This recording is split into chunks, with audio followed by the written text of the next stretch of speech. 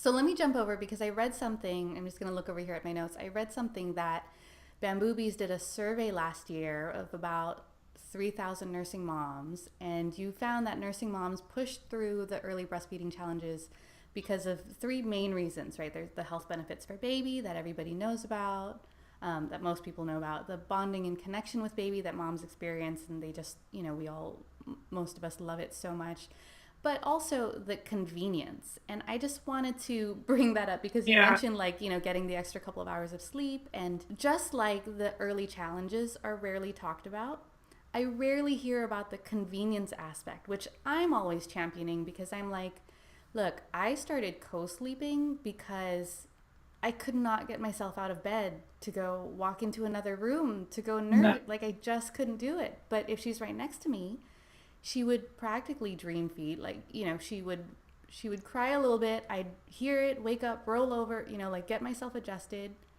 and Yeah. then she'd nurse and go right back to sleep.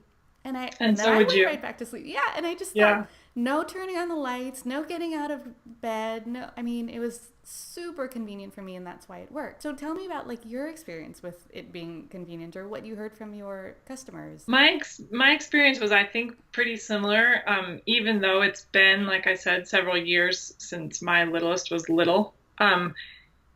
I think that there still is a stigma against natural nurturing.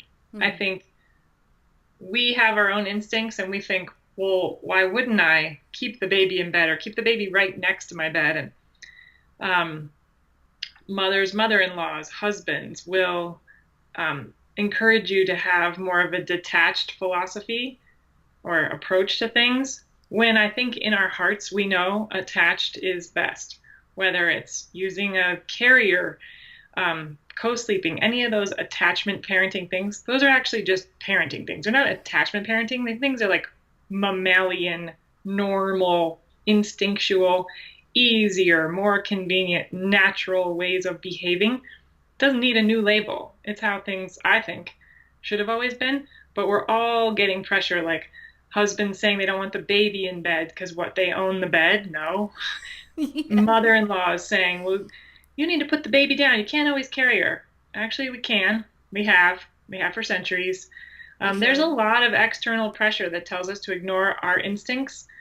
Um, there's nothing good about it. I think we have to stand up for our rights to sleep and cuddle and nurse as long as we want, all those things. We have to really listen to ourselves. That is beautiful. Thank you for sharing that. That is, yes. Sure, it's not easy, especially when you don't know what you're doing. This is your first time doing it, and a mother or mother-in-law has done it before. You're tempted to listen to them. It's hard to listen to yourself. Yes, it is, especially in those early days and weeks and months where you're just exhausted, right? Like, Yeah, you're and exhausted. lost. Your Yes. baby doesn't know what to do. You don't know what to do. Everybody's new at it. Yeah. Yeah. And I think that's really important. I think you really bring up a really good point that, like, nobody will tell you how hard the No. the fourth trimester, right? What the Yeah. first baby's first 3 months, sort of, um, how hard it really is. And a lot of it is just because of the learning curve, and because baby's new to the world, and because we don't have as much support as moms used to. And, just a lot of different reasons. A lot of moms are going back to work, within that 3 months. Just Yeah.